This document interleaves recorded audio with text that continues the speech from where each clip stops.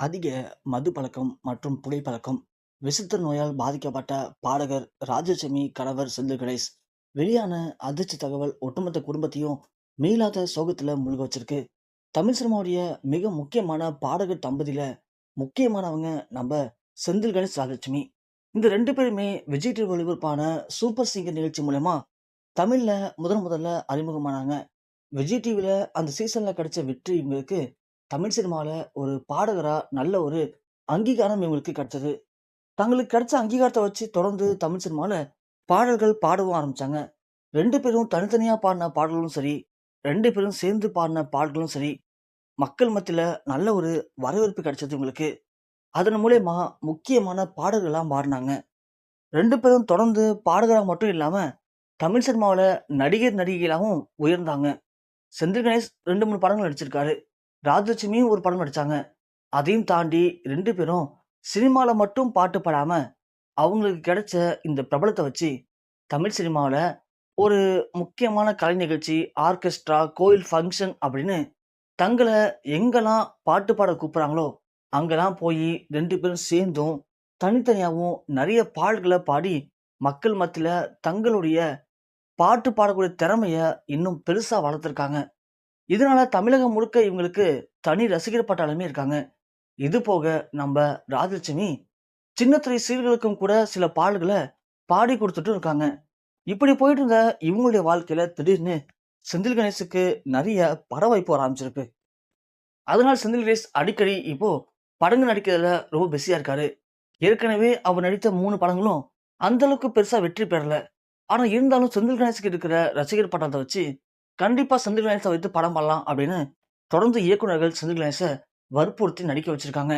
ஆனா ராஜலட்சுமிக்கு இது பிடிக்கல. ஏன்னா, இவர் எடுத்த 3 படமுமே சரியா ஓடல. மேலும் மேலும் இவர் நடிச்சு, அதனால மக்களுக்கு இவர பிடிக்காம போயிடலாம். இல்ல வேற எதுவும் பிரச்சனை வந்துரலாம். இவரும் தான் ஒரு ஹீரோவா தான் மனசுல நெனச்சுக்கிட்டு படம் நடிக்கிறாரு. சப்போஸ் படம் ஓடலன்னு மன விரக்தியில ஏதாவது பண்ணிக்கிட்டாருன்னா என்ன பண்றது? அப்படின்னு பலமுறை ராஜலட்சுமி செந்தில் கணேச தடுத்து நிப்பாட்டியிருக்காங்க. ஆனா, செந்தில் கணேஷ் அது எதையுமே கண்டுக்காம, படம் நடிக்கிறதுல படு பிஸியா இருந்திருக்காரு. அப்படி நடிச்சிருந்த படங்கள்ல திடீர்னு ஏற்பட்ட சின்ன மோதல் காரணமா 2 படங்கள்லேருந்து செந்தில் கணேஷ் அதிரடியா நீக்கவும் பட்டிருக்காரு. இது செந்தில் கணேஷுக்கு பயங்கர மன உளைச்சல் ஏற்படுத்தியிருக்கு. அது மட்டும் இல்லாம, மேலும் இப்போ ஒரு படத்துல கமிட் ஆயி நடிக்கிறாரு. அந்த படத்துலயும் அந்த படத்தோட தயாரிப்பாளருக்கு நெறைய கொஞ்சம் பணம் நெருக்கடி.